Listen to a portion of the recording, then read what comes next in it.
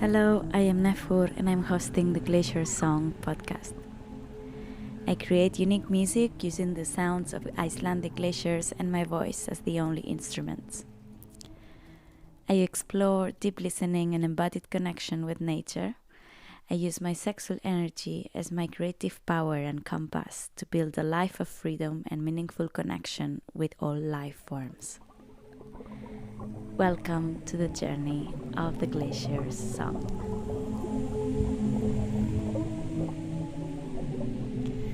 Hello, welcome to the third episode of the Glacier Song. The Glacier Song today is transmitted from a volcano. I am in Iceland again. It's the third time I'm in this beautiful, wonderful land. In the first episode I told you about how I came here for the first time following that dream of me singing with a glacier. And on the second episode I talked a little bit about how connecting with nature and connecting with listening through your whole body enables an empowering of the erotic. I feel in Iceland glaciers and volcanoes are part of the same dance.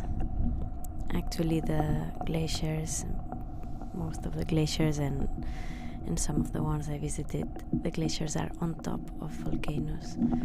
So the energy of fire is still there, simmering under. And this time, on this third trip to Iceland, that is the first one that is just for fun, it's not for work, let's say for working on the project of my music. This time volcano started erupting the day after I arrived, the 10th of July.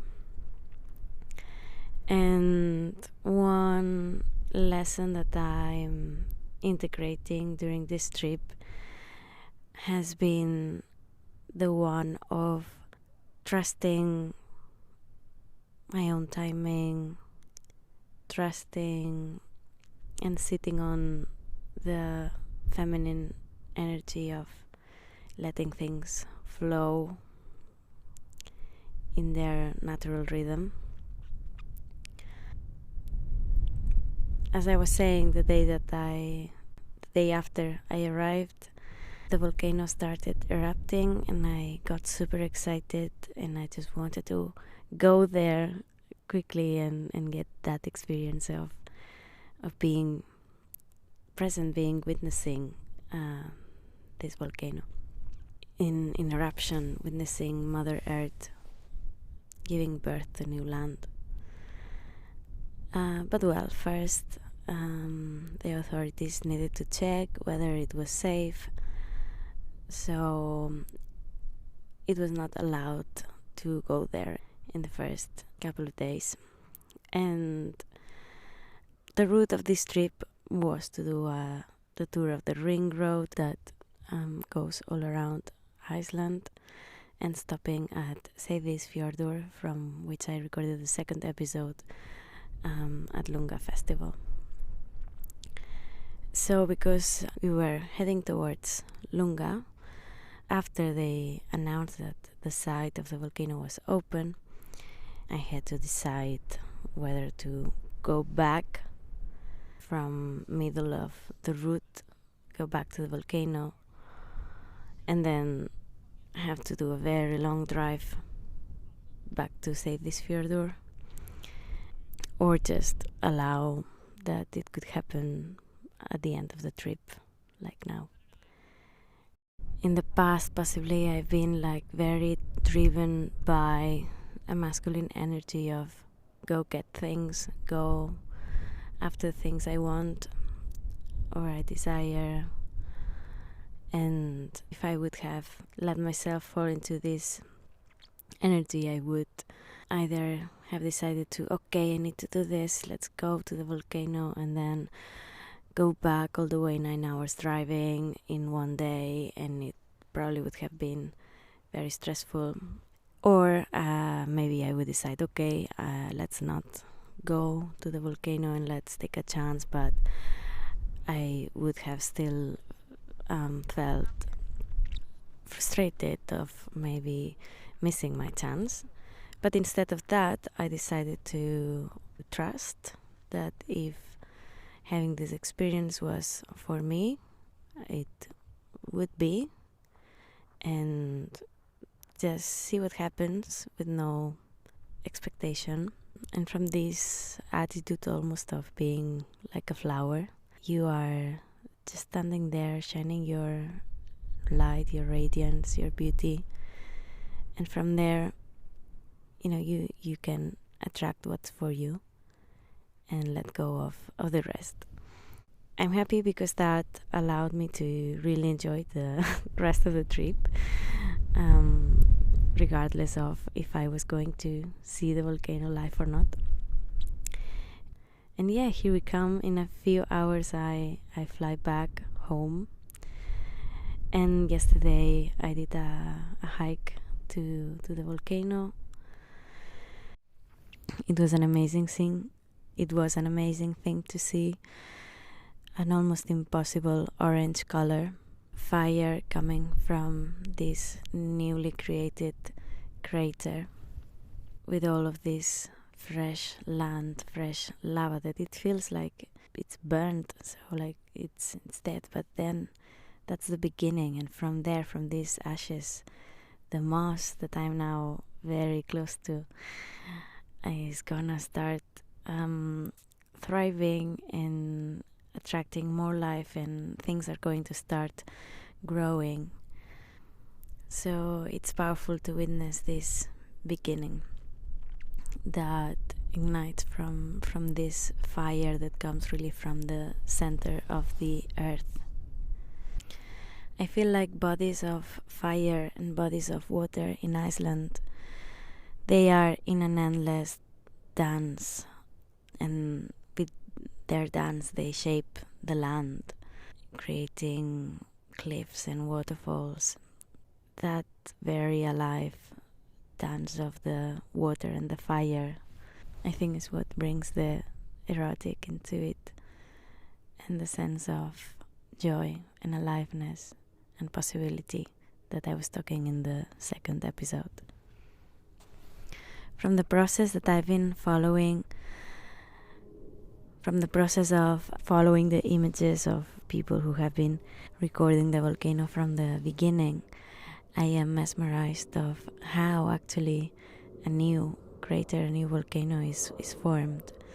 Because you would imagine that there's this explosion from this caldera that already explodes up. But actually it started from a fissure, so from a very thin line that opened in the land, and from there 3 or 4 different tongues of fire started just breaking thinly and quietly the land. It really felt like a gentle opening as a start, and then that creates more and more pressure. The lava that is under the land creates more pressure and wants to get out and pushes the land up, and that creates the caldera, and that is when there is this shape that we know, that we recognize as the volcano, and that really concentrates in one point after that. But it's beautiful to see how the start of it's actually a long line with tongues of fire, multiple tongues of fire along the line, and from that multiplicity and from that dispersion it concentrates into one point, for then dispersing again into different rivers of fire, into different lava fields and tongues that expand and create the new land. Yesterday when I was at the site of the volcano, they told us that there was a tunnel of lava still under the land.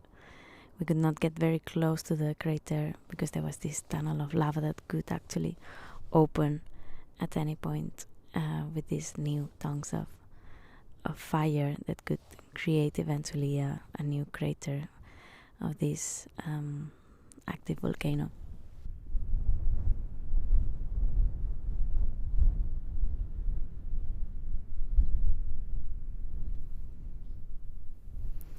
At the moment I'm sitting in a quiet place on the hike to the new crater.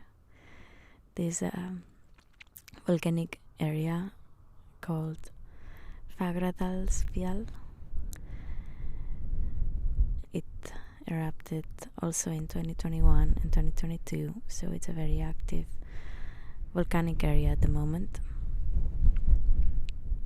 And I think I've been very lucky to witness this third eruption, to be here in this moment of time. I'm also thinking I'm the first person in my lineage to have witnessed an active volcano, to have hiked a glacier, so a lot of gratefulness comes into my heart at this moment. I think when I was younger I could never thought I would have this sort of opportunities, but time and my adventurousness and my brave and adventurous heart brought me here, and I'm very grateful.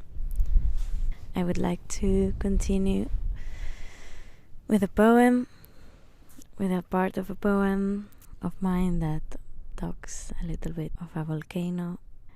Again, I will say it in its original language, in Catalan first, and I will say it in English after, and it will just be a couple of lines. Les laves dels volcans es couen durant anys abans d'explotar en rius de foc inevitables. Les laves dels volcans es couen durant anys abans d'explotar en rius de foc inevitables. The lava of volcanoes simmers under for eons before exploding into inevitable rivers of fire. The lava of volcanoes simmers under for eons before exploding into inevitable rivers of fire.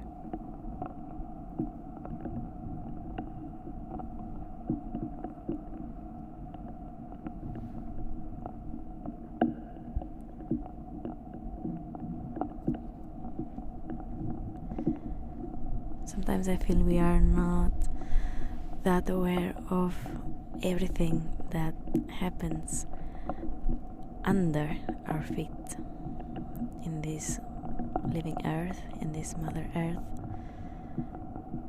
There's so much life and so much matter and so much heat and so much nourishment that comes from what we don't see and what is under our feet.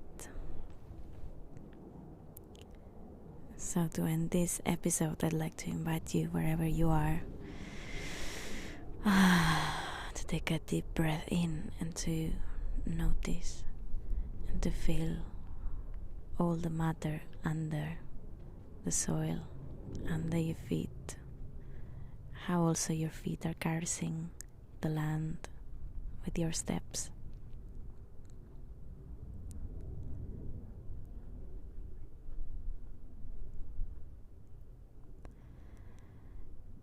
And see if you can feel all the fire that is below you, and that is the flame for every creation of the earth. That is the spark of every creation of the earth that supports us and nourishes us. And also notice if you can feel that core of fire inside you,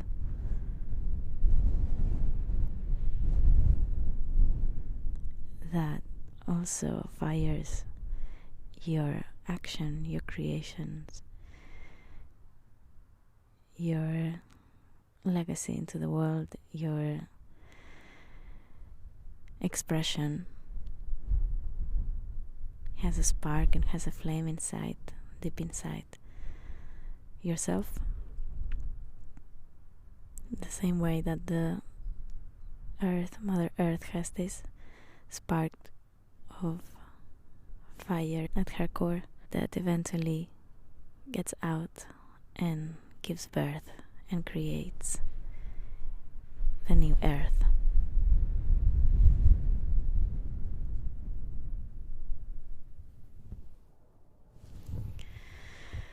I am really happy life gave me an opportunity to record this episode from a volcano in Iceland. It's very special. As I was saying, even if this podcast is the glacier song, I feel the glaciers are super connected with volcanoes in Iceland, and they are part of the full power and erotic energy that it's in nature and in the land, and that, as you know, I'm exploring in my music. This is an alive project, so let's see where next episode is recorded from. I fly back home today, then I'll be going to Switzerland next weekend for a concert. I'm doing this European tour of improvised concerts with sounds of nature. I recorded myself and my voice, and I collaborate with local musicians wherever I go. I've been to Reykjavik, Manchester, Leeds, Menorca, Tortosa doing this project, and next weekend it will be in Switzerland near Genève in Sancerre in a very beautiful yoga center in the mountains with Jonas Viat that will play and sing music with me, improvised. Yes, so in case you are near Genève, get in touch to get the details, and otherwise also you can keep an eye on my Instagram for new concert dates. I hope to be able to sing for you sometime soon. Thank you very much for listening. It's a real pleasure to do this, and I am looking forward to communicate with you through this channel, to have you listening on the other side in the next episode. Thank you.